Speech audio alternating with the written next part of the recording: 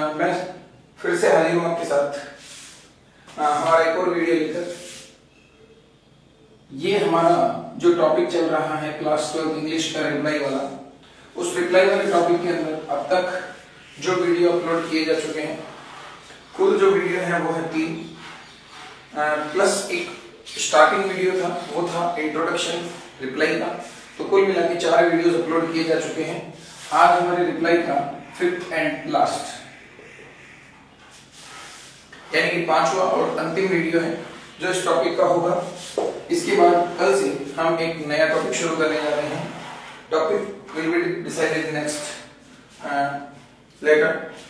तो अभी तो हम केवल चर्चा करते हैं इस टॉपिक के बारे में, और इसका वो टॉपिक जो आज की वीडियो का प्रमुख रूप से होगा।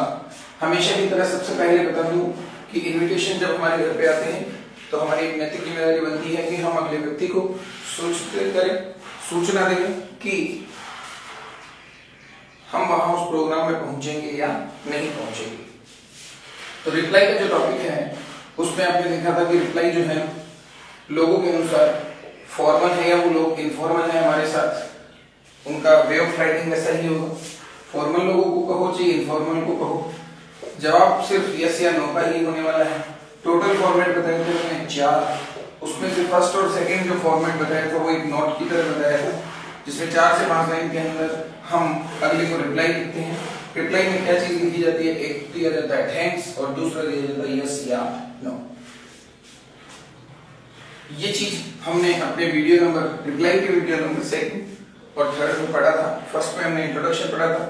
उसके बाद कल की जो हमारी क्लास हुई थी उस क्लास के अंदर हमने इनफॉर्मल रिप्लाई का एक्सेप्टिंग इनविटेशन वाला टॉपिक क्लियर कर लिया था, और आज हमारे पास है हमारा लास्ट टॉपिक। ये क्लास बिल्कुल छोटी क्लास होने वाली है। आशा करता हूं कि आप लोगों को पसंद आ रही होगी, और कमेंट्स आपके आते हैं, हम पढ़ते हैं।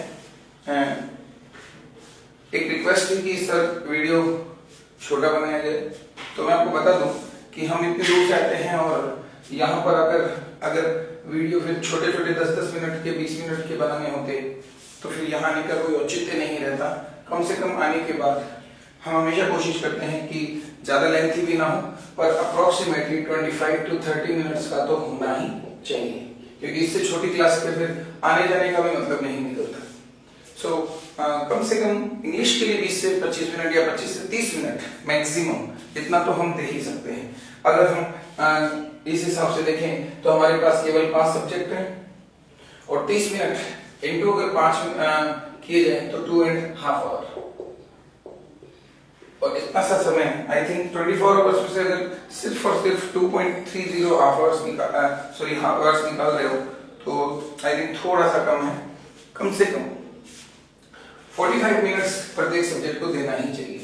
सोच के देखोगे अगर स्कूल खुली होती तो यहाँ आना पड़ता, आने जाने का भी समय लगता, तो आने जाने में भी आपको पता हो तो 25 से 30 मिनट लग जाते हैं। तो हमें क्या चाहिए, सिर्फ इतना हमें चाहिए आपका। तो प्लीज आई थिंक इस बार आप कहोगे कि कमेंट के अंदर कि ठीक है सर चलने दें, ऐसा कमेंट आना चाहिए कि ठीक है सर कम से कम 30 मिनट 25 से 30 मिनट की क्लास तो होनी ही चाहिए। तो बढ़ते हैं हमारे टॉपिक की तरफ। आशा करता हूं आपका समय अच्छा बीत रहा होगा और जल्द ही स्कूल खुलेगी, ऐसी हमारी कामना है। चलिए तो दोस्तों, हम पढ़ रहे थे इनफॉर्मल रिप्लाईज। क्या पढ़ रहे थे, इनफॉर्मल रिप्लाईज। और इनफॉर्मल रिप्लाईज के अंदर हमारा सेकंड पार्ट था डिक्लाइनिंग द इन्विटेशंस।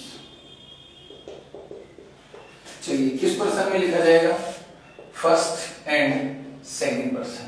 और इसी कारण से आपको पता होना चाहिए, अगर प्रश्न में हिज या देयर हो तो योर में चेंज कर देंगे, और प्रश्न में अगर कोई योर वाली लाइन हो तो माई में चेंज कर देंगे। ऐसा चेंजमेंट तब किया जाता है जब हम इनफॉर्मल रिप्लाईज पढ़ रहे होते हैं। इनफॉर्मल रिप्लाई में यस करो चाहे ना करो, अगर प्रश्न में इस तरह का कोई प्रोनाउन आ जाए तो हम इसे चेंज कर लेंगे। कब कैसे कहाँ चेंज करना है वो भी आपको बताया जाएगा। सबसे पहले हम इसका फॉर्मेट समझते हैं।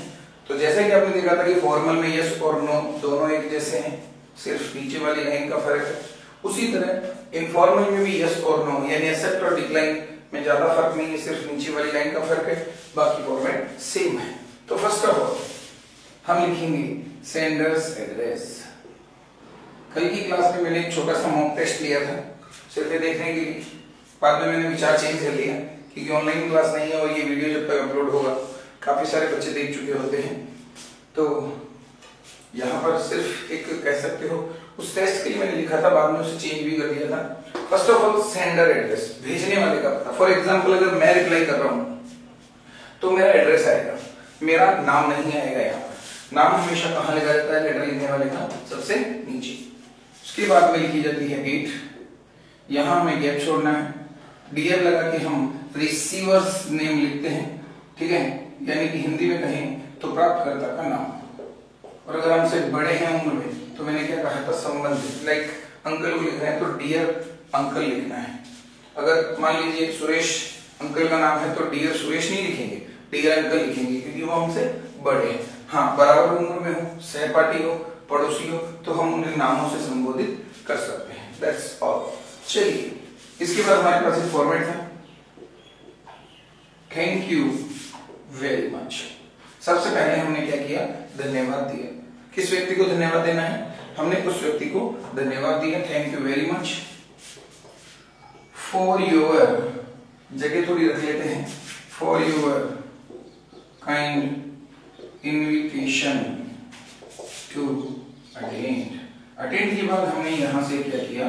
Details of the programme. यहाँ लिख देता हूं डिटेल्स ऑफ द प्रोग्राम। ये हमें कहां से कॉपी करनी होगी?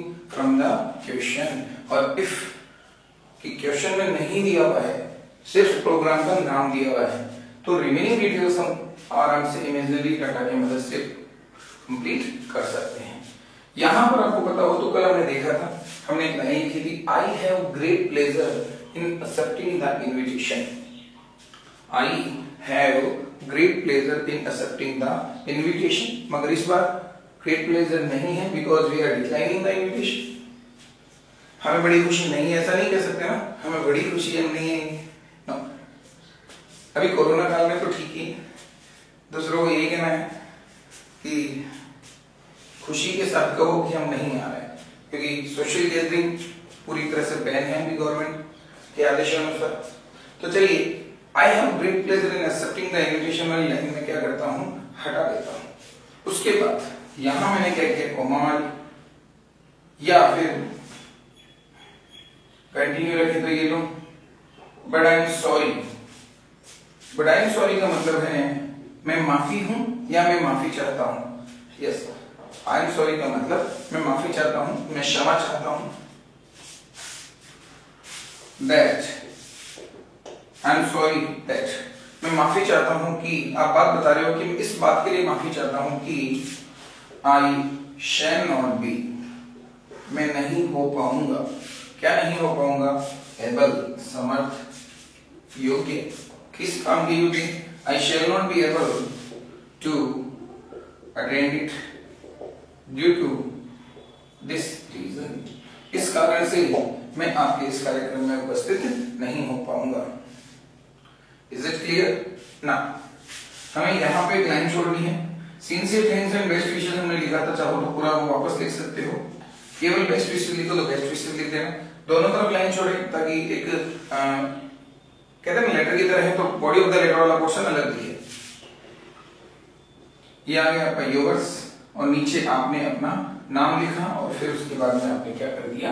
बॉक्स को बंद कर दिया। That's the format for informal reply and declining the invitation, या declining the invitation by informal way. I think आराम से समझ में आ रहा होगा। सबसे पहले हमने क्या किया? थैंक यू वेरी मच, बहुत बहुत धन्यवाद for your kind invitation to attend, कि आपने अटेंड करने के लिए हमें इनवाइट किया। ये डिटेल्स है उस प्रोग्राम की, परंतु आई एम सॉरी, मैं माफी चाहता हूं कि I shall not be able, मैं समर्थ नहीं हो पाऊंगा टू अटेंड इस प्रोग्राम को अटेंड करने में ड्यू टू दिस रीजन।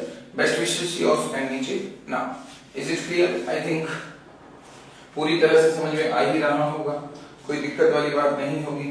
अगर कोई दिक्कत होती हो तो मैंने परसों वाले वीडियो के नीचे अपने नंबर भी दिए हैं, तो नंबर प्रोवाइड कर दिए हैं मैंने परसों, तो वो कमेंट सेक्शन में है परसों वाले वीडियो के नीचे।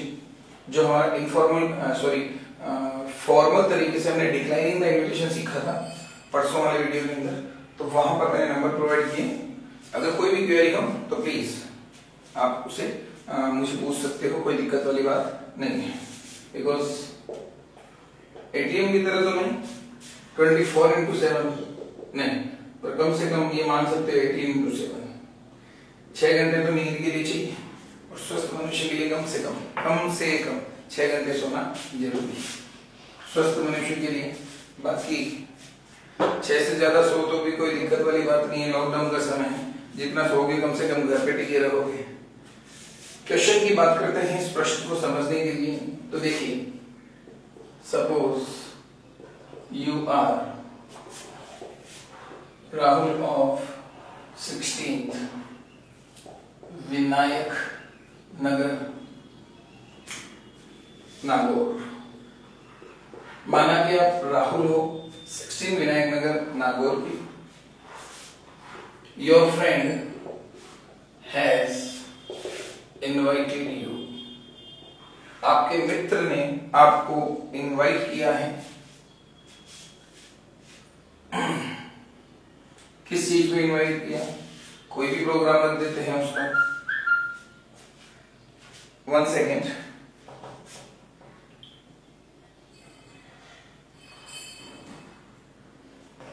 Okay, suppose you are Rahul of 16 Vinayak Nagar Nagaur. Your friend has invited you to attend, आपके मित्र ने आमंत्रित किया आपको अटेंड करने के लिए हिज, उसकी सिस्टर्स मैरिज, उसकी बहन की क्या है? शादी है। ऑन, कोई भी तारीख रख लेते हैं, माना कि मैंने 30 जुलाई रख लिया 2020 at 6 PM at his residence. कहाँ है ये प्रोग्राम? उसके निवास स्थान पर। प्रश्न तो समझ में आ रहा होगा। हमारे फ्रेंड ने हमें बुलाया, तो फ्रेंड के साथ हमारा रिलेशनशिप कैसा होता है? इनफॉर्मल। अब यहां पर चाहूं तो मैं इसे यस वाला भी कर सकता हूं और नो वाला भी कर सकता हूं। यस वाला कैसे होता है? यहां लिखा हुआ होगा राइट एन इनफॉर्मल रिप्लाई, अनौपचारिक तरीके से जवाब लिखिए। एक्सेप्टिंग द इन्विटेशन, स्वीकार करते हुए। क्लियर है? ये लाइन ऐसे भी आ सकती थी, मगर मैं यहां पर थोड़ा सा चेंज कर रहा हूं, थोड़ा ध्यान देना। राइट अ रिफ्यूजल इनफॉर्मली, ये मैं इरेज करूंगा, मगर ये सिर्फ और सिर्फ समझाने के लिए ये लाइन बनाई है मैंने। राइट ए रिफ्यूजल इनफॉर्मली, क्या मतलब है इसका? रिफ्यूजल लिखिए यानी मनाही करिए, मना करिए, और लिखने का भी क्या होगा? इनफॉर्मल, यानी इनफॉर्मल तरीके से। अगर ये ना आता और मैं इसको अगर यहीं रोक दूं, राइट अ रिफ्यूजल, क्या मतलब है इसका? रिफ्यूज करना है, मना करना है, ये चीज तो मैं बता चुका हूं। कंसेंट और रिफ्यूजल, मना करना है। कौन से वे में? फॉर्मल से करें या इनफॉर्मल से?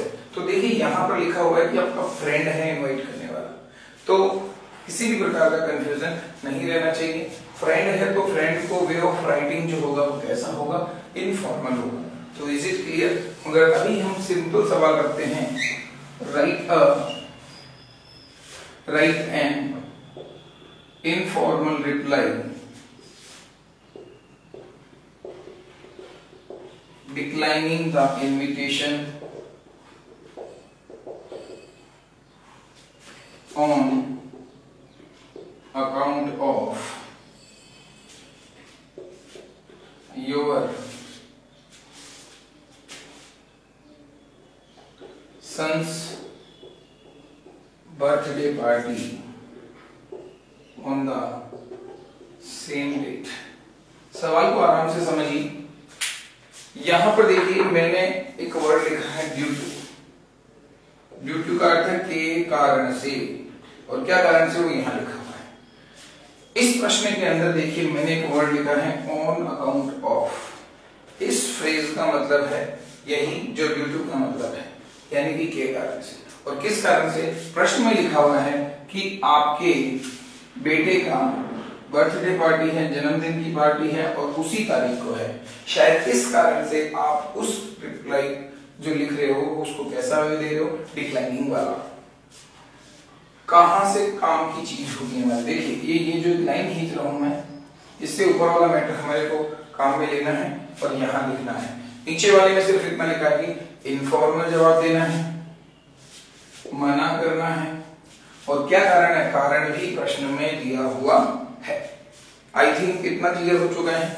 तो देखते हैं, आगे बढ़ते हैं हम हमारे इस प्रश्न के उत्तर की तरफ। आई होप आप लोगों को ये चीजें आराम से समझ में आ रही होगी।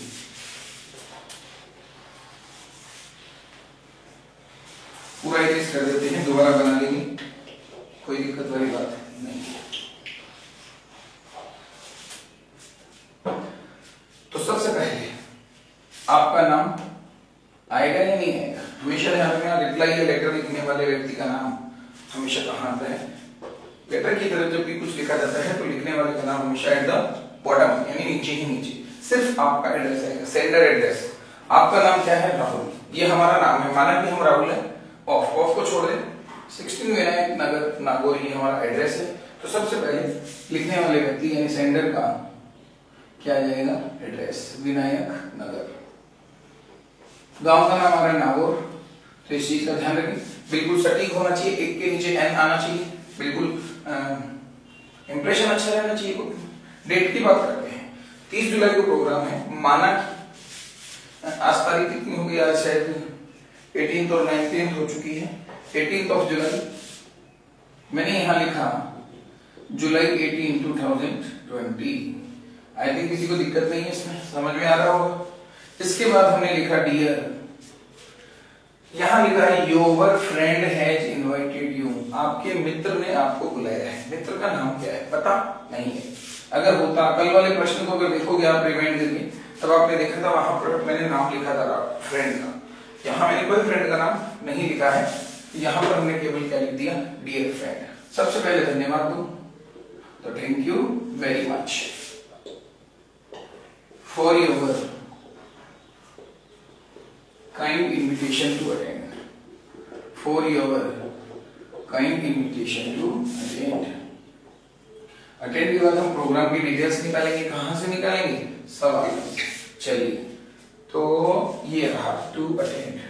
अब आपके दिमाग में बात आनी चाहिए जो मैंने पिछले वीडियो में बताई थी कि अगर प्रश्न में अटेंड शब्द ना मिले तो फिर कहां से कॉपी करना है। तो मैंने बताया था अटेंड की जगह क्या मिल जाएगा, ऑन। क्या मिलेगा, ऑन। ये कैसे है, कब है, कैसे, क्यों है, इसलिए वीडियो देखिए, आराम से समझ में आएगा। अटेंड के बाद लिखा हुआ है हिज सिस्टर मैरिज। मैंने यहाँ बताया था कि हिज और देयर अगर प्रश्न में हो तो योर में चेंज कर लो, क्योंकि हम अगले को कह रहे हैं कि तुम्हारी सिस्टर की शादी है, तो तुम्हारा के लिए मैं क्या लिखते हैं, यू से बना है your. Attend your sisters marriage, तुम्हारी सिस्टर की शादी है, कब है, ऑन जुलाई 30, 2020। कब है, 6 PM शाम को 6 बजे। और एट फिर से ही जा रहा है, फिर ये और चेंज कर देंगे, तुम्हारे निवास स्थान पर जो कार्यक्रम है। स्वीकार करना होता तो हम लिखते बेटा, sorry, I am very happy, I am pleased, is it clear, to accept the invitation, I have great pleasure in accepting the invitation. मगर यहां मना करना है, तो हमने लिखा बट आई एम सॉरी, वही फॉर्मेट में से लिखा है, कोई दिक्कत वाली बात नहीं। But I am sorry that I shall not be able to attend it. मैं इस कार्यक्रम को अटेंड करने में एबल नहीं हो पाऊंगा ड्यू टू के कारण से। क्या कारण से, यहां मैंने देखो एक वर्ड बताया था ऑन अकाउंट ऑफ, इसका भी अर्थ है के कारण से। बिल्कुल देखिए, ध्यान से सुनिए, एक वर्ड है ड्यू टू, एक अर्थ है बिकॉज ऑफ, और एक आ रहा है ऑन अकाउंट ऑफ। इन तीनों का एक ही अर्थ है, के कारण से। और इनके बाद जो फ्रेज लिखा हुआ है वो हमारा क्या है, रीजन। तो ऑन अकाउंट ऑफ और ड्यू टू तो सेम है, उसको ऑन अकाउंट ऑफ नहीं लिखना है, ड्यू टू लिख दिया। अब दिमाग में आ रहा होगा किस तरह, ड्यू टू ना लिखें ऑन अकाउंट ऑफ लिखना चाहें तो कोई दिक्कत वाली बात नहीं है, ड्यू टू लिखना चाहें तो कोई दिक्कत वाली बात नहीं। चलिए मैं सवाल वाला लिख देता हूँ, और जरूरी नहीं कि सवाल वाला लिखिए क्योंकि सेम मीनिंग आ रहा है तो कोई सा भी लिख सकते हैं। अगर फॉर्मेट वाला याद हो तो ड्यू टू है ही हमारे पास। आगे क्या, योर। देखो योर भी एक प्रोनाउन है, योर को माई में चेंज करेंगे क्योंकि यहाँ प्रश्न दिया कि आपके बेटे की जन्मदिन की पार्टी है और जब अगले को कह रहे हो कि भाई मैं नहीं आ पाऊंगा क्योंकि मेरे बेटे की, तो माई यहाँ चेंज हो रहा है, due to my son's birthday party on the same date. उसी तारीख को मेरे बेटे का जन्मदिन और इस कारण से मैं तुम्हारे सिस्टर की शादी में उपस्थित नहीं हो पाऊंगा। यहां हमने लिखी बेस्ट विशेष, यहां फिर हमने लाइन छोड़ी, योर्स पर आपका नाम दिया हुआ है राहुल, और इसके बाद में हमने क्या किया, बॉक्स को बंद कर दिया।